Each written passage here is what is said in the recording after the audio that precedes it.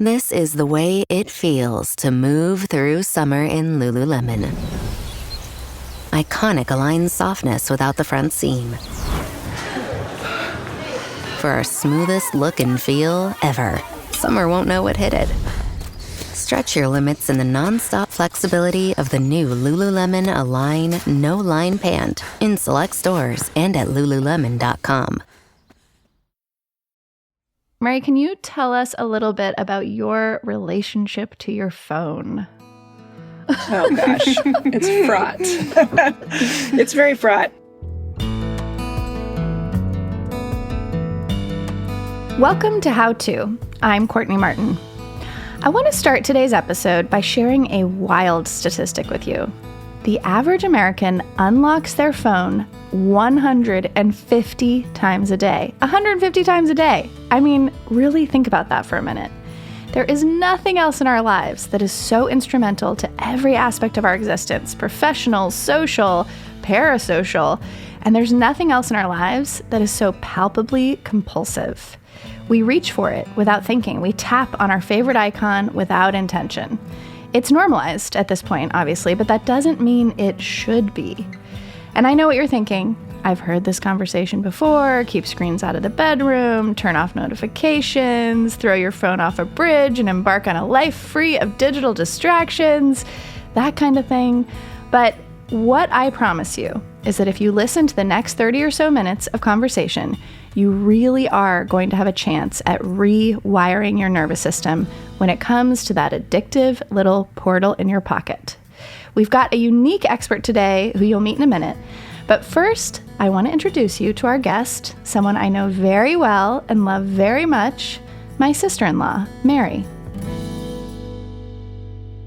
I am a poet and a creative director. I am the creative director at Milkweed Editions, and I design the books there and sometimes edit them. I live in El Cerrito, California, a few blocks away from Courtney, where I'm very lucky to be married to her brother. I think one of the reasons why you were interested in my perspective on this was because I was talking about how I had kind of connected my relationship with my phone to my former addiction, which was smoking, because the size and shape of the phone reminded me so much of the size and shape of a pack of cigarettes.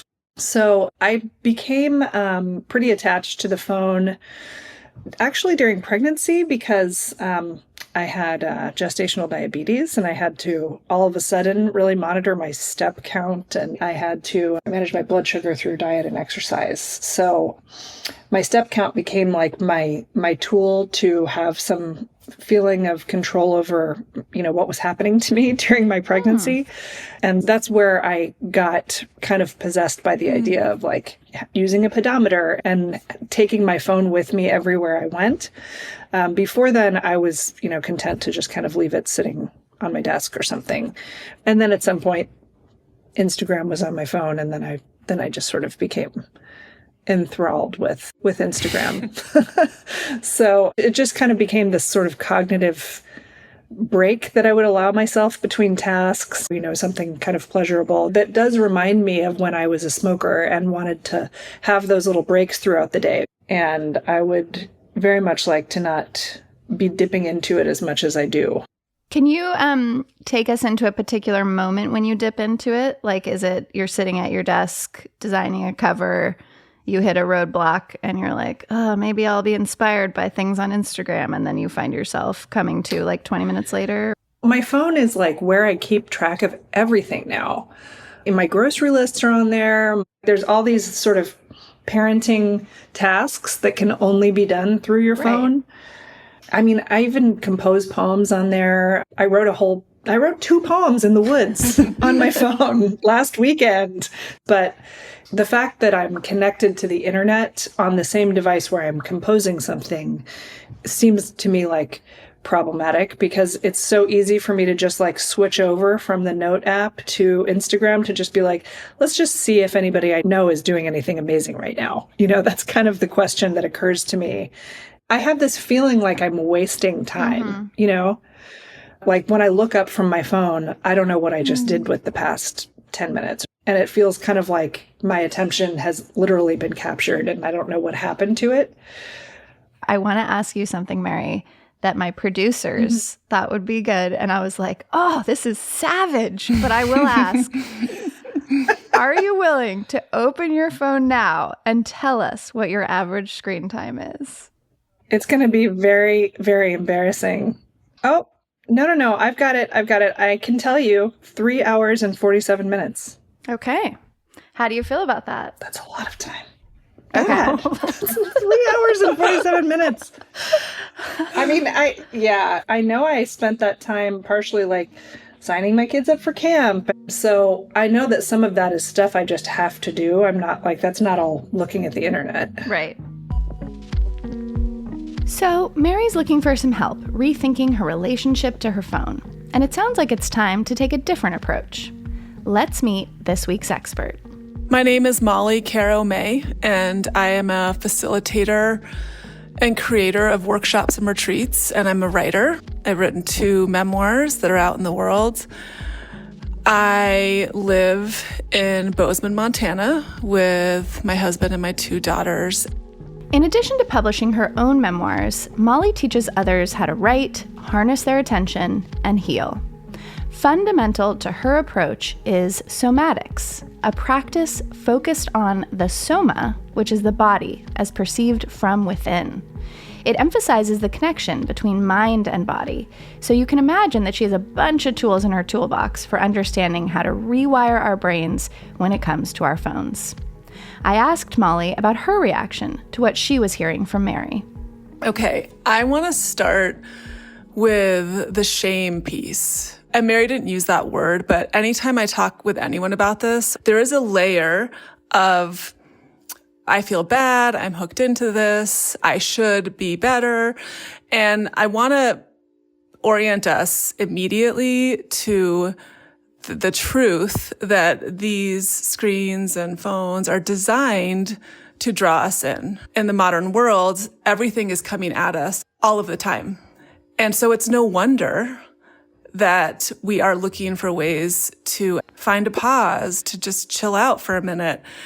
In the past, we may have looked out the window or read a book or gone on a walk, but we are way more primed to look towards our phone because it's a place of connection, right? Because we're seeking connection. We're seeking a sense of co-regulation. Like it's a very natural impulse. And so I just want to name that to start.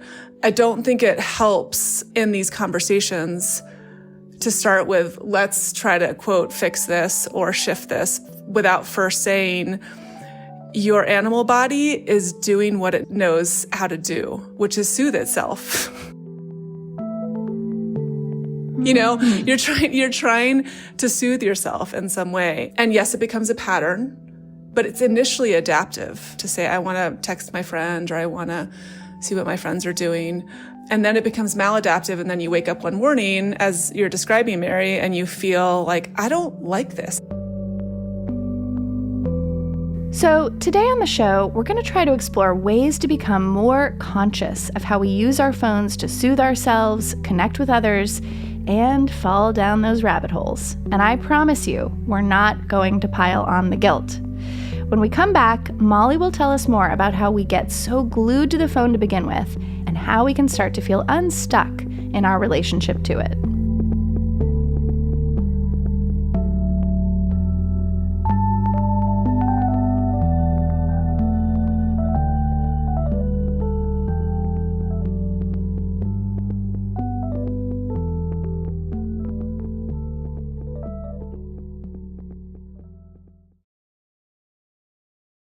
This podcast is brought to you by Progressive Insurance. Do you ever find yourself playing the budgeting game, shifting a little money here, a little there, and hoping it all works out? Well, with the Name Your Price tool from Progressive, you can be a better budgeter and potentially lower your insurance bill, too. You tell Progressive what you want to pay for car insurance, and they'll help find you options within your budget. Try it today at Progressive.com. Progressive Casualty Insurance Company and Affiliates. Price and coverage match limited by state law. Not available in all states. If you've listened to the How To podcast for a while, then you know how important acceptance is when it comes to personal growth. And do you know who else is big on acceptance? Discover. You see, Discover is accepted at 99% of places that take credit cards nationwide. That's a whole lot of places and a whole lot of acceptance, which is great for Discover, but even better for you. Based on the 2024 Nielsen report, learn more at discover.com/creditcard. We're back with my sister-in-law, Mary, and with Molly Caro May, who helps people retrain their attention. I asked her how she got interested in somatics and connecting the body to our dependency on phones. So I have been a storyteller and writer all of my life, and I was facilitating story workshops, personal narrative workshops, where the intention was to support people to transform themselves out of their stuck personal narratives. And I did this for probably 10 years with great traction and people finding new paths for themselves. So someone coming in and saying, I've always been left out. My family left me out. My friends leave me out. Everyone leaves me out. And so I'm just the left out person. And that becomes a belief system. It becomes this persona. And we all have this. I have this. We all have this. Part of us doesn't like it and part of us likes it because it's getting us something. I mean, I could go deeper into that, but it's serving something for us. And so then we get attached to it but then we don't like it. And so the question is, how do we move in the direction of something that feels more aligned to who we are? But I started to see that there was some small piece that wasn't shifting, and it was the body piece. And I was not trained in anything body related. So I sought more training and I went to a 3-year nervous system trauma resolution training. And that then informed my work to bring in somatics. Somatic experiencing, what Molly is describing, is a practice first developed by Dr. Peter A. Levine, who believed that shock, stress, and anxiety can often get trapped in the body through our natural survival responses. By working through past traumas, this practice helps release those physical tensions, which can literally loosen tight muscles and in turn, keep the mind relaxed as well. When we look at personal narrative, we're looking at it from the top down, which means from the frontal cortex, from your thinking brain, your meaning-making human brain, and also from the bottom up, which means from your nervous system state and your survival physiology. And if we do both of those at the same time, people have a much higher chance of really moving the needle wherever they're feeling stuck in their life. And then the attention piece has always been interesting to me. I remember walking into my parents' house and my mom had just gotten a smartphone and I walked in and she didn't look up. She was looking at her phone. And I remember thinking, oh, okay. Yeah. Like this, like deep grief, like, wow, I don't like this. Yeah, that's the moment I have with my children all the time where I'm like, yes. What am I doing? And now we're used to it. And you know what? I have a smartphone, so I'm not saying I don't have this or participate in this. And I have my own experiences of feeling hooked into it. And so this for me is born out of a deep grief and a layer of panic, actually, where I feel like, wait, humans, we're such cool creatures. I want us to be in our attention and with each other, not only because it feels good and it feels connecting, but also because we're living in a time where we need a lot of solutions. And those solutions come from daydreaming. They come from the moment where the little kid looks out the window at school at the tree and suddenly has a brilliant idea that they then manifest as adults. And my concern is that we're losing those moments for creative emergence.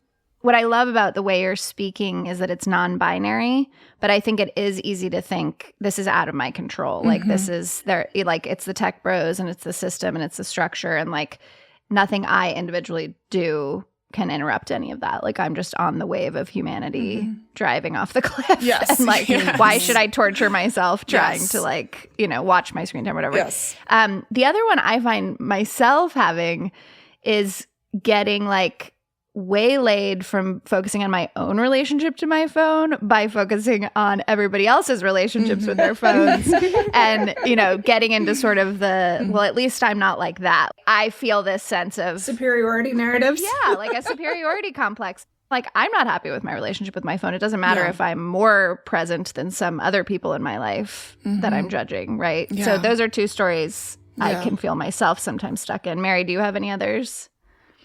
The shame stuff comes up for me when I feel like I'm being indulgent. And I think I have a sort of fraught relationship with that idea of like, how much am I allowed to pause between tasks? It's hard to know how much I am allowed or can or should allow myself to just peace out for a few minutes. I don't know how to hold that. And sometimes when I look up from my phone and I'm like, oh, I've been doing this for 15 minutes and I don't have anything to show for it, that idea that I don't have anything to show for it feels terrible. Like, I think it's some fear that I'm part of the problem when I look up from my phone after I've been looking at Instagram for 15 minutes and not knowing, am I part of the problem or am I just giving myself a little break amid all of these forces coming at me telling me I have to be productive or useful or purposeful all the time? I hear you, Mary. I hear you. And I feel you. And here's what I wonder. So what if there was a sacred container of time in which you gave yourself your 15 minutes, your 30 minutes, whatever it is, to luxuriate in Instagram? Oh, God. Here's my only problem with that. Because I have already kind of done some work to try to apportion out some time in every day when I have some time that's not spoken for already. Yeah. Like, I wake up before the rest of my family so that I can have half an hour to just read books and sit on my couch and peace out before I have to do any work, before I have to make anybody breakfast, any of that stuff. Like, I have these times which feel like they are for non-screen daydreaming, right? Because I know how important that is. So I have built that into my life that it feels like, can I have daydreaming and Instagram time? Like, that feels indulgent, right? But so I would say there, the indulgent part feels like a stuck story, right? And I think many people feel this way, especially those who are wanting to be part of a bigger solution, right? And so I do wonder, though, from a nervous system perspective, if you were to explore putting in your calendar, I mean it, just as an experiment. This is what I do with people in their workshops, and it's fascinating what comes of it. So give yourself particular times, maybe, once a day, whatever it is, you come up with that, in which you sit down with no guilt, no shame, and with a cup of tea, coffee, whatever it is that you want, and enjoy your time on Instagram. And then it's done. And then it's done. And then it's because it's not a bad thing. Okay, here's a piece of advice I love. Give yourself a break. We all have our guilty pleasures, whether it's a few hours of reality TV or 30 minutes of scrolling Instagram. If we actually make space in our busy lives to luxuriate guilt-free, as Molly puts it, we might be less likely to mindlessly open an app and end up feeling bad about it afterward. I think part of what makes it so sour for us is that we're feeling bad about it while we're doing it, right? And then it gets all mixed up. But the thing that is more detrimental to you is the task switching. Like, we all know how to multitask, and many of us are wired to know how to multitask biologically. But multitasking on the screen while being in life, it's called task switching. So what's the difference between multitasking and task shifting? So switching. I would describe it in a scene this way. So multitasking would be, for my life, it's morning. I'm letting my daughters know, reminding them to brush their teeth while I'm flipping the egg, while I am loading the dishwasher. Okay, so that's multitasking. Like, we all do that, especially people who are parents or have responsibilities outside of themselves. Task switching is Oh, I need to text my friend about when we're meeting up later. I hop on my phone. I go to text her, and then I see an email come in from a work colleague. Have you sent the proposal? Oh, shit, I haven't sent the proposal. Okay, so now I'm sending the proposal. And then I get a text from my husband saying, have you taken the dogs to the vet? I'm thinking, shit, okay, wait, am I going to the vet? And then I realize I'm hungry. Okay, I'm going to go make myself some oatmeal. And then I go to do that, and bing, I get another text from someone. That is task switching. It's so funny. I was more exhausted listening to the second thing. Totally. And the thing is that our phones are little vibrating task switching creatures. Mm-hmm. That's what they do for us. Which you're saying is bad for our bodies. Yes. Task switching is expensive for the brain. So it makes our brain tired. It makes us annoyed. It makes us irritated. The amount of information coming at us is creating, these are my words, a low-grade trauma response from everyone. I think we have a chronic trauma response to our phones. Low grade. It's not high grade. It's not I'm drowning, but it is chronic and constant.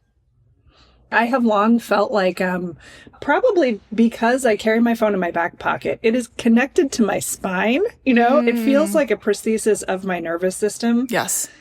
And the notifications are a big part of that. The mechanism by which it alarms me just by vibrating sets off certain things in my nervous system that something moving outside my window doesn't set off. You know? Yes. Other things that capture my attention in the actual world don't work on my nervous system the same way my phone does, just to tell me about like a sale or something that is not something I really need to pay attention to.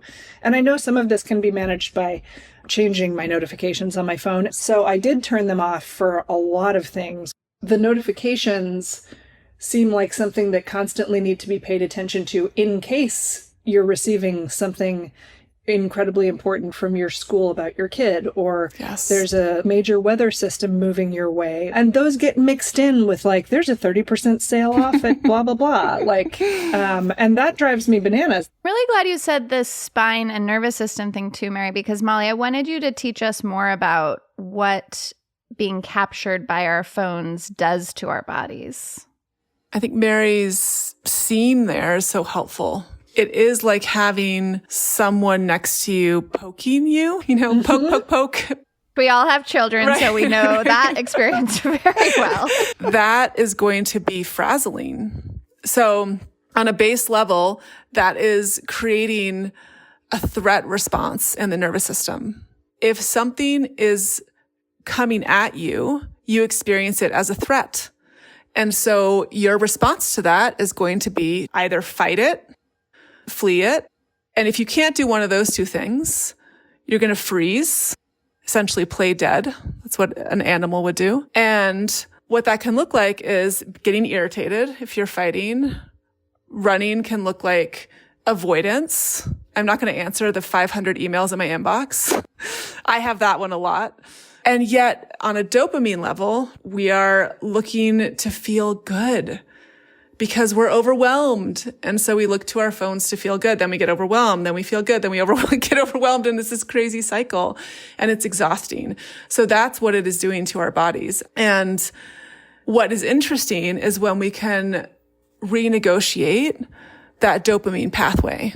I have to pause you there. Renegotiate that dopamine pathway, right, Mary? That has to be key. So Molly, teach us more about that. What does that actually mean? So in the case of Mary, she resorted her notifications.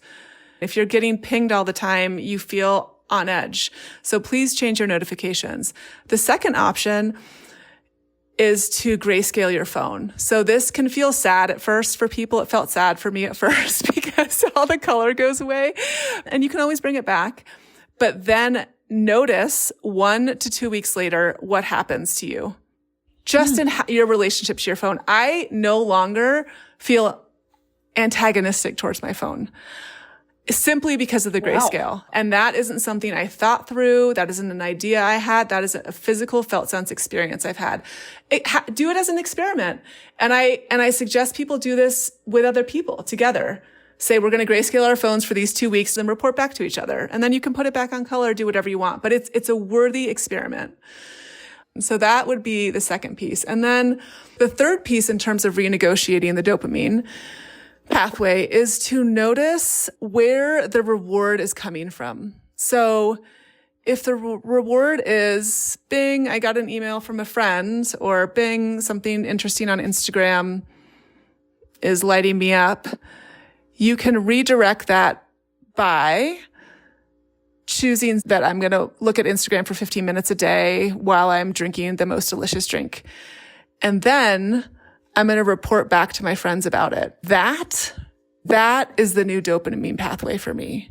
It feels good to tell my friends that my relationship with Instagram is changing.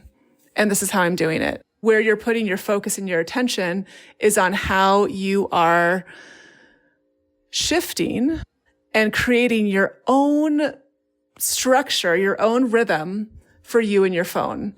We're celebrating that for each other, those little shifts. Then that's where you're getting that juicy feeling of, ooh, this feels good. I just connected with someone about this. I'm not talking the big shifts. I'm not talking I threw my phone in the trash. Not that. The tiny, tiny shifts, 10% shifts, then that becomes something that builds traction. And then you build a culture with your people. It doesn't mean not with your phone. It means I actually have chosen my relationship with my phone. I've made a choice and I feel good about it. And preference is a really important marker of a healthy and fluid nervous system. Choice and preference. These are great starting points for reclaiming your attention from your phone. Turn off as many notifications as possible, try switching your screen to grayscale, and find a community, whether it's friends, family, or others, who might be open to joining you in a little phone experiment. These small first steps can help us regain control of our time and focus. When we come back, how taking control of your own screen time can benefit your kids. Stick around.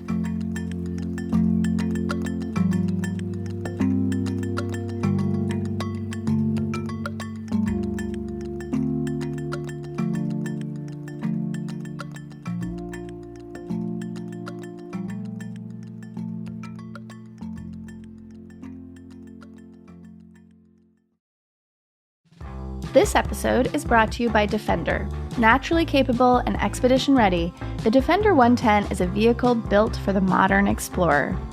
The Defender is a vehicle that looks tough because it is tough.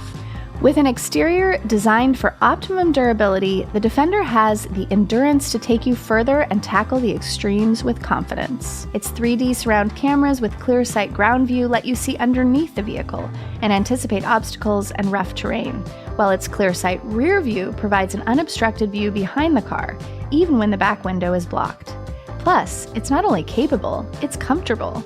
The Defender 110 has 5 seats with the option of 7 and features rich materials to ensure your journey is as luxurious as it is exciting. Purpose-built and courage-driven, the Defender is the vehicle you need for your next great adventure.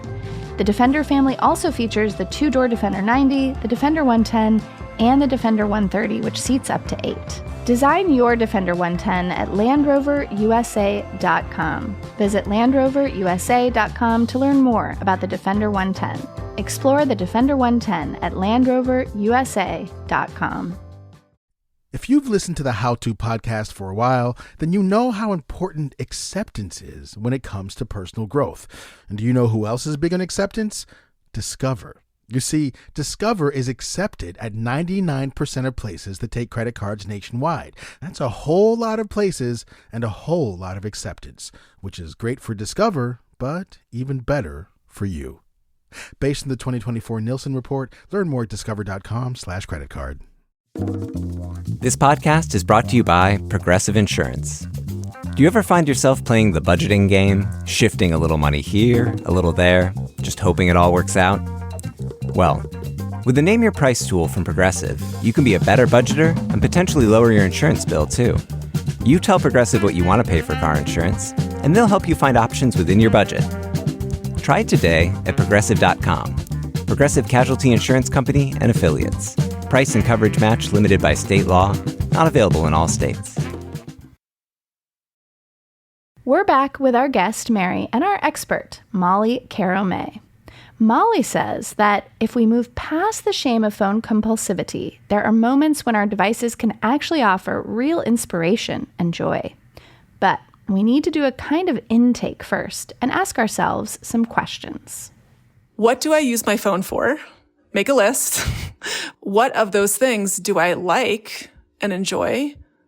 What of those things do I not like and can I get rid of? And what of those things are obligations or things I have to maintain? I don't love them, but they're things I have to maintain. And just look at it and understand it. One of the things I love to do with my kids is listen to music on Spotify.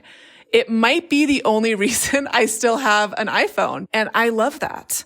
So it's worth knowing that for yourself. I'm thinking through, like, while we were talking, what are the other things that give me those little jolts of dopamine throughout the day? One of them is watching birds come to the bird feeder that I have hanging right outside my office window so that I can, like, make sure that I look up from my screen. And it is actually deeply connective because there's these creatures that are coming up and I'm interacting with them. It makes me want to, like, send pictures of those birds to people that I love. I don't want to post that on Instagram. I don't want to, like, share that with people who are going to hierarchize it and, you know, give me a number of likes and whatnot. But I do want to share it with people I love because there's a relationship there. Yes. And it's mutually nourishing. Yes. We are relational animals and we seek relationship. And one of the ways we nurture relationship now as modern people is through our phone. And that is okay. That's okay. I have one person who lives a mile away from me. I voice text her at minimum 4 to 5 times a day, you know, but that's just because we are deep in, you know, like we are doing life together on many levels, and on that level, we're just in a constant conversation, and that's really nourishing for both of us. I mean, that's what's so hard about the conversation around our phones is it quickly branches out to a conversation about our housing structure and our, you know, about capitalism and our work lives and productivity and our egos about staying on top of things and parenting, like what is a good mother. And it just feels like so overwhelming to me when I start to, like, pull away all the threads. Mary, does it feel that way to you? Yes. I think that this is all to say that the phone is a way of talking about who we are as individuals and the individual choices we can make, but they are totally inseparable from the structural things that we're all starting to pay more and more attention to, and the systemic things that we're all starting to notice, like, how is my attention being monetized? Like, do I feel okay with that? Like, do I have a way of connecting with my friends that does not participate in a system that I have an objection to? How do I do that? And I think that we all kind of bought into this, like, you know, social media and blah, blah, blah, as a way of connecting to one another. And now we're starting to feel like we want to set our own terms for those kinds of connections. And that feels like a good and appropriate shift. It's also, for me, and maybe for you guys too, happening at a time when I'm trying to negotiate with my 12-year-old about when he's going to get a phone, and thinking about, like, I feel all the time like I'm modeling something I don't want him to enact. Like, I don't want him to walk around the house looking at his phone. He's going to need to have one at some point. And I want him to have a healthy relationship with it. And I know that it would have been very hard for me as an adolescent to have a healthy relationship with a phone when I had a different brain and all I wanted was connection, you know? I was so hungry for it. And, like, of course, adolescents are wired to be seeking out that kind of connection. But the structures by which they can connect with one another online are so fraught that I still feel like I have a lot of work to do to figure out how to have a relationship with my phone that I feel like I could potentially, you know, even give my child advice for how to do this properly. Yeah. Well, I also have a 12-year-old, and I say to her all the time, honey, I haven't done this before, and my parents didn't do this, and we are trying to figure this out now, and no one knows what's right, except there are some articles coming out, and I'm trying to go with my gut and my instinct, and I'm talking to all of my friends. So it feels like this deep, perhaps collaborative to a point, conversation with the young people around how to support their emergence as social beings in a way that preserves their brain and their attention. And their relationships, right? And their relationships at the same time, and we are going to mess it up, and we are going to have to backtrack, and we're going to get into sticky situations, just like any parenting reality. Molly, any last advice that is just really at the top of your body or brain that needs to be said? I would just highlight one more time that choice and preference is the mark of a fluid and resilient nervous system. And so if we can have choice with our phones instead of feeling like something's been done to us, then we're flying, if we can do that together. Make choices. Yeah. Mary, do you like the poem you wrote in the woods enough to read it out loud to us as a closing? Oh my God. That's, I was actually pretty psyched about it, so I would not mind. All right, here goes. The weeds, they're taller than me, and some of them host flies, some carry nectar, some brush my arm as I pass. Who is to say this love is not erotic? It is lifelong, a parade of marriages, so many deaths, and getting back together when the bloom returns. It's I who get older, like the tree, and live not as long as mosses, let alone the lichen lasting on her sturdy throne. But a stone does not believe in royalty, just the pageant, where the ones who flower prance and play, and soon will become soil, become clay, become striations in her great and everlasting robe. Oh my God! Just a casual poem in the woods. I'm fucking crying over here. I'm a body who is crying. I got to something about the sensual feeling of being in the woods in time, which I was very happy about. Oh, Mary, thank you. Glad it landed with you guys. Oh my God. Okay. Thank you so much, you. you both. I have learned so much that I know I will carry with me, and I think our listeners will really benefit from. I love that. It was really good to see you guys and hear your voices, and I'm really grateful for the time to think through this complicated relationship that we have with technology. Yeah. Thank you both so much for being in the conversation together.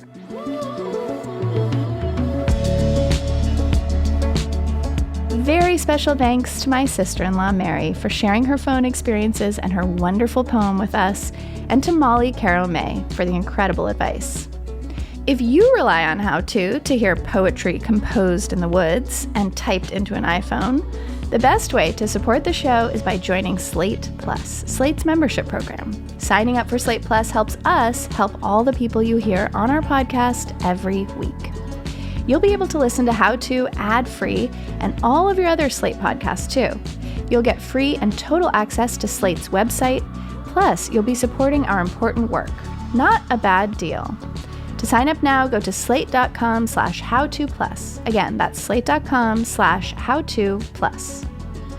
By the way, we want to hear from you. Tell us about a situation you're wrestling with. Send us a note at howto@slate.com or leave us a voicemail, 646-495-4001, and we might have you on the show. How To is produced by Rosemary Belson with Kevin Bendis, who produced this episode. Joel Meyer is our supervising producer. Merritt Jacob is senior technical director and composed our theme music. Charles Duhigg created the show. Carvel Wallace is my co-host. I'm Courtney Martin. Thanks for listening.